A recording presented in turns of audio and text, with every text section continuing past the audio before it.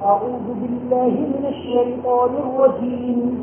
بسم الله الرحمن الرحيم. فانطلقا حتى إذا أتيا أهل قرية استطعما أهلها فأبوا أن يضيفوهما فوجدا فيها جدارا يريد أن ينقض فأقامه قال لو شئت لاتخذت عليه أجرا قال هذا فراق بيني وبينك سأنبئك بتأويل ما لم تستطع عليه صبرا. صدق الله العظيم. پھر وہ دونوں چلے جہاں تک کہ دونوں ایک بستی والوں کے پاس سے گزرے. انہوں نے اس بستی کے باشندوں سے کھانا مانگا، بس انہوں نے ان کی مہمانی کرنے سے انکار کر دیا. پھر ان دونوں نے اس بستی میں ایک دیوار پائی جو گرنے کے قریب تھی، تو انہوں نے اس کو درست کر دیا. موسیٰ علیہ السلام نے کہا کہ اگر تم چاہتے تو اس کام کے اوپر اجرت لیتے. کہاں یہ میرے اور تمہارے درمیان علیحدگی ہے. میں ان باتوں کی وضاحت تمہارے سامنے پیش کروں گا جن پر تم صبر نہ کر سکے. آگے سفر کیا تو تیسرا واقعہ پیش آیا. دونوں چلے اور ایک بستی میں پہنچے. مفسرین لکھتے ہیں کہ وہ بستی انطاکیہ کی بستی تھی. وہاں دونوں پہنچے اور بڑی بھوک لگی تھی. استطعما اہلہ اس بستی والوں سے کھانا مانگا. قالوا ان یضیفوہما تو بستی والوں نے مہمان نوازی کرنے سے انکار کر دیا. پرانے زمانے میں اسی طرح ہوتا تھا. آج کی طرح نہ تو ہوٹل ہوتے تھے اور نہ ریسٹورنٹ ہوتے تھے. لوگ آنے والوں کو کھانا کھلاتے اور کھانا کھلانا یہ بہت بڑی صفت ہے. مہمان نوازی یہ حضرت ابراہیم علیہ السلام کی بڑی صفت ہے جس کو قرآن کریم کے اندر بھی ذکر کیا. هل اتاک حدیث ضیف ابراہیم المکرمین. ابراہیم علیہ السلام کی مہمان نوازی بڑی مشہور ہے. اسی طرح مہمان نوازی کرنا، کھانا کھلانا یہ حدیث کے اندر بہت زیادہ فضائل رکھتا ہے. ایک حدیث میں مروی ہے، آپ صلی اللہ علیہ وسلم نے فرمایا، حضرت ابو ہریرہ رضی اللہ عنہ سے مروی ہے کہ من کان یؤمن باللہ والیوم الآخر فلیقل خیرا او لیصمت. کہ جو آدمی اللہ اور قیامت کے دن کے اوپر ایمان رکھتا ہے وہ یا تو بھلی بات کہے یا چپ رہے. پھر آگے آپ صلی اللہ علیہ وسلم نے فرمایا من کان یؤمن باللہ والیوم الآخر فلیکرم جارہ. جو شخص اللہ اور قیامت کے دن کے اوپر ایمان رکھتا ہے وہ اپنے پڑوسی کا اکرام کرے. پھر آگے فرمایا آپ نے کہ من کان یؤمن باللہ والیوم الآخر فلیکرم ضیفہ. کہ جو شخص اللہ اور آخرت کے دن کے اوپر ایمان رکھتا ہے وہ اپنے مہمان کا اکرام کرے. تو مہمان نوازی کرنا، کھانا کھلانا، جو ضرورت مند ہے ان کو کھانا کھلانا، اس کے بڑے فضائل قرآن میں اور حدیث میں آئے.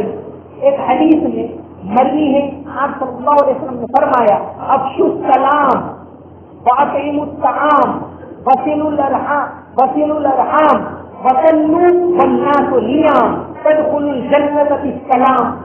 افشوا السلام کہ سلام کو پھیلاؤ. السلام علیکم، سلام کے لفظ کو خوب عام کرو. واطعموا الطعام اور کھانا کھلاؤ. وصلوا الارحام رشتے داروں کے ساتھ اچھا سلوک کرو. وصلوا والناس نیام اور اس وقت نماز پڑھو جب لوگ سوئے ہوئے ہوتے ہیں، یعنی تہجد کی نماز. تدخلوا الجنة بالسلام تو تم بالکل سلامتی کے ساتھ جنت میں چلے جاؤ. 4 صفتیں بیان فرمائی. اس میں سے ایک اللہ کا حق اور 3 بندوں کے حق. سلام کرنا بندوں کا حق، کھانا کھلانا بندوں کا حق. رشتے داروں کے ساتھ اچھا سلوک کرنا یہ بندوں کا حق، اور رات کو نماز پڑھنا یہ اللہ کا حق۔ تو فرمایا کہ اتنا کرو گے تو تم جنت میں داخل ہو جاؤ۔ تو کھانا کھلانا، ضرورت مندوں کو کھانا کھلانا۔ بہت سے لوگ ایسے ہوتے ہیں جن کو 2 وقت کا کھانا میسر نہیں ہوتا، ایسے لوگوں کو تلاش کر ان کو کھانا پہنچانا، جو کھانا ضائع ہو جاتا ہے، بگڑ جاتا ہے، ختم ہو جاتا ہے، ہم پھینک دیتے ہیں، اس کے بجائے وہ کھانا ضرورت مندوں کو کھلائیں تو ہم کو دعا ملے گی اور یہ تمام فضیلتیں حاصل ہوتی۔ قرآن میں بھی بہت فضیلتیں آئی ہیں کھانا کھلانے کی۔ فرمایا وَيُطْعِمُونَ الطَّعَامَ عَلَىٰ حُبِّهِ مِسْكِينًا وَيَتِيمًا وَأَسِيرًا، کہ محبت کے باوجود وہ کھانا کھلاتے ہیں مسکین کو، یتیم کو اور قیدی کو۔ جو مسکین یعنی محتاج ہیں، ضرورت مند ہیں، جو یتیم ہے جس کا باپ نہیں ہے، قیدی جن کے لیے کھانے کا انتظام نہیں۔ بہت سی جگہوں پر یہ رمضان کے مہینے میں قیدیوں کے لیے افطار کا اور سحری کا انتظام کرتے ہیں، اور اچھا کام ہے۔ بڑودہ کے اندر ہمارے مفتی عمران صاحب بہت اچھا کام کرتے، سینٹرل جیل کے اندر پورا مہینہ سحری کا اور افطاری کا انتظام کرتے۔ اور سب سے پہلے اس زمانے میں یہ کام مولانا حبیب الرحمان لدھیانوی صاحب نے کئی سال پہلے شروع کیا۔ پنجاب کے کئی جیلوں کے اندر قیدیوں کو رمضان کے مہینے میں کھانا پہنچا، تو قیدی کو کھانا کھلا، اس کی مستقل فضیلت آئی۔ جو ضرورت مند ہو اس کو کھانا کھلانا اس کی فضیلت۔ بمبئی کے اندر ایک انتظام چلتا ہے ٹفن باکس کیریئر ایسوسی ایشن کے، بمبئی کے اندر تقریباً 2 لاکھ سے زائد، کیونکہ بہت سے لوگ یہ چاہتے ہیں کہ ہم گھر کا کھانا کھائیں، تو بمبئی کے اندر ایک سروس شروع ہوئی تھی 1890 کے اندر، ٹفن باکس کے گھر سے کھانا لے جانا اور ان کے آفس میں، دکان میں جہاں بھی وہاں پہنچانا، اور خالی ٹفن پھر گھر پر پہنچا دینا۔ ایسی ایک سروس چلتی۔ اب تو یہ لوگ روزانہ 2 لاکھ سے زائد ٹفن پہنچاتے، اور 2011 کے اندر ان کا نام گینیز بک کے اندر آ گئے۔ یہاں تک کہ ہارورڈ یونیورسٹی والوں نے یہاں آ کر کہ وہ اتنا بڑا کام کرتے اور یہ ٹفن لانے لے جانے والے بالکل انپڑھ ہوتے، پھر بھی کبھی غلطی نہیں ہوتی، ایک جگہ کا ٹفن دوسری جگہ نہیں چلا جاتا، بہت بڑا کام کرتے، گینیز بک میں بھی ان کا نام آ گئے۔ تو پچھلے 2 سال سے یہ ٹفن باکس والوں نے ان کو ایک خیال آیا کہ ہم بہت سے ٹفن واپس لاتے ہیں، تو کبھی ایک آدھ روٹی بچی ہوتی ہے، کچھ سالن بچا ہوتا ہے، تو اس کا صحیح استعمال ہو۔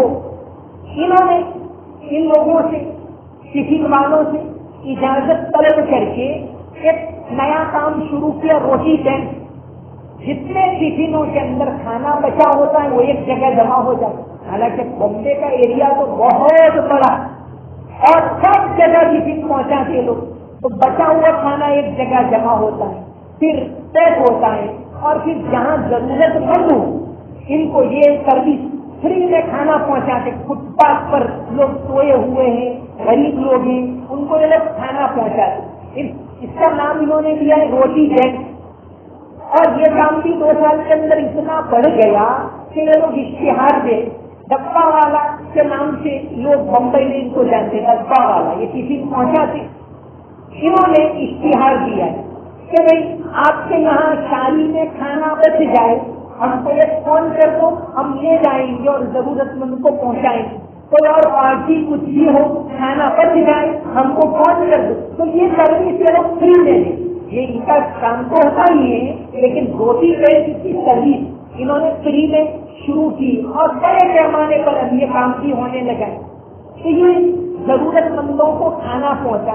بہت سے لوگ ایسے ہوتے ہیں جن کو پورا کھانا نصیب نہیں ہوتا، پتہ نہیں ہے۔ ہندوستان کے اندر تو آج کل سرکار نے بہت زیادہ اشتہار شروع کیا ہے، کپوشن کہ کھانا نہیں ملتا، اس کی وجہ سے بہت سے بچپن میں مر جاتے۔ تو یہ بہت بڑا کام ہے، بڑے فضائل آئے ہیں اس کے قرآن کے اندر بھی اور احادیث کے اندر بھی۔ شروع کی جو آیتیں اتری الذی اطعمهم من جوع وآمنهم من خوف اور فویل للمصلین الذین هم عن صلاتهم ارأیت الذی یکذب بالدین فذلک الذی یدعو الیتیم ولا یحض علی طعام المسکین۔ وہاں بھی مسکین کو کھانا کھلانے کی بات آئی، تو جو ضرورت مند ہو ان کو کھانا کھلانا۔ عبداللہ ابن جعفر جو حضرت علی رضی اللہ عنہ کے بھتیجے ہوتے، حضرت علی کے بھائی کے حضرت جعفر رضی اللہ عنہ، جنہوں نے حبشہ میں ہجرت کی، حبشہ میں ہی ان کے یہاں ایک بیٹا پیدا ہوا تھا عبداللہ ابن جعفر بہت بڑے صحابی، صحابت کے اندر بہت مشہور۔ ایک مرتبہ ان کا واقعہ امام غزالی نے لکھا ہے احیاء العلوم میں، عبداللہ ابن جعفر رضی اللہ عنہ کا، کہ ایک مرتبہ وہ ایک باغ سے گزر رہے تھے، آپ صلی اللہ علیہ وسلم کے بعد کے زمانے میں ایک باغ کے پاس سے گزر رہے، انہوں نے دیکھا کہ حبشی غلام درخت پر کام کر رہا تھا، وہ اترا اور اپنا ٹفن کھولا۔ حضرت نے دیکھا کہ یہ کیا کرتا ہے، کیسے کھاتا ہے، دیکھ ٹفن کھولا۔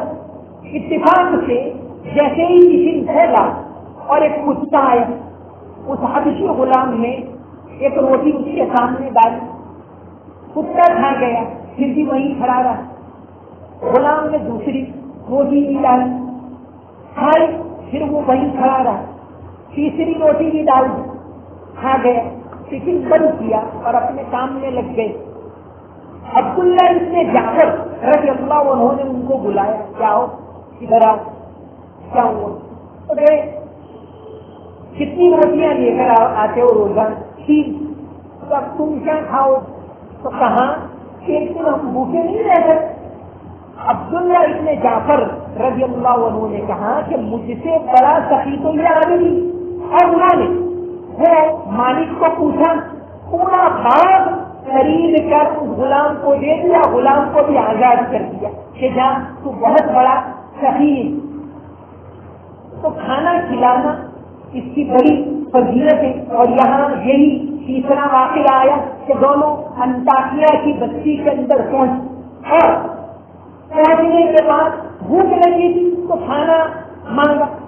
علامہ قرطبی نے اپنی تفسیر کے اندر لکھا ہے کہ آدمی بہت زیادہ بھوکا ہو، ایسے وقت میں کھانا مانگنا یہ کوئی عیب کی بات نہیں ہے، جائز مانگنا چاہیے۔ بلکہ آگے انہوں نے یہ لکھا ہے کہ بعض صوفیہ یہ کہتے کہ کھانا مانگنا اچھا نہیں ہے، یہ تو لالچ کی بات ہے، تو فرمایا ان کی یہ بات غلط۔ آدمی کو جب بھوک لگی ہو تو کھانا مانگنا جائز ہے، یہ انہوں نے لکھا ہے۔ مولانا عبد الماجد دریا آبادی نے اپنی تفسیر کے اندر بھی یہ بات لکھی۔ عبداللہ ابن جدعان جو حضرت ابو بکر کے چچا ہوتے، جاہلیت میں وہ تو ایمان تو نہیں لا رہے تھے، عبداللہ ابن جدعان، لیکن بڑے سخی، ان کی سخاوت کے بہت سارے واقعات جاہلیت کے لٹریچر میں موجود ہیں کہ کبھی تو 1000 کا قافلہ آیا تو سب کو کھانا کھلایا، کبھی 500 کا قافلہ آیا تو سب کو کھانا کھلایا، اونٹ ذبح کیا، یہ کیا، وہ بہت سارے ان کے واقعات مشہور ہیں۔ حضرت ابو بکر صدیق کے چچا ہوتے، حضرت عائشہ رضی اللہ عنہا نے پوچھا آپ صلی اللہ علیہ وسلم کہ عبداللہ ابن جدعان کیونکہ ان کے والد کے چچا ہوتے ہیں، تو حضرت عائشہ نے پوچھا کہ عبداللہ ابن جدعان بڑے سخی تھے، اے اللہ کے نبی صلی اللہ علیہ وسلم کیا ان کو اس کا بدلہ ملے گا؟ تو آپ صلی اللہ علیہ وسلم نے فرمایا نہیں، انہو لم یقل رب اغفر لی خطیئتی یوم الدین، کہ وہ آخرت کے اوپر ایمان نہیں رکھتے تھے، اس لیے ان کو آخرت میں ان کا بدلہ نہیں ملے گا۔ تو یہ کھانا کھلانا یہ بہت اچھی صفت ہے۔ تو دونوں ایک بستی میں پہنچے، انطاکیہ نام کی بستی تھی، ایسا لکھتے ہیں. استطعم اہلہ، بستی والوں سے کھانا مانگا. فابوا ان یضیفوہم، بستی والوں نے کھانا دینے سے انکار کر. کیونکہ بستی کے اکثر لوگ ایسے تھے، تمام نہیں. جیسا کہ واقعات کے اندر دکھتے ہیں کہ 5 پوریاں آئی اور انہوں نے ان کو کھانا دیا، لیکن بہرحال جب مانگا تو انکار کر دیا. اور آگے چل رہے تھے کہ انہوں نے دیکھا اور جگہ فیہا جدار، ایک دیوار تھی وہ ٹیڑھی ہو گئی تھی، گرنے کے قریب تھی. تو حضرت خضر علیہ السلام نے اس دیوار کا ریپیئرنگ کیا، اپنے ہاتھ سے اس کو درست کیا، سیدھا کیا، برابر کر دیا. حضرت موسیٰ علیہ السلام بول پڑے قال لو شئت لاتخذت علیہ اجرا، چاہے بستی والوں نے تو ہم کو کھانا بھی نہیں دیا، کم از کم آپ یہ کرتے کہ یہ کام کیا اس سے اجرت مانگ لیتے تو اپنے کھانے کا تو انتظام ہو جاتا، اجرت طلب کر لیتے.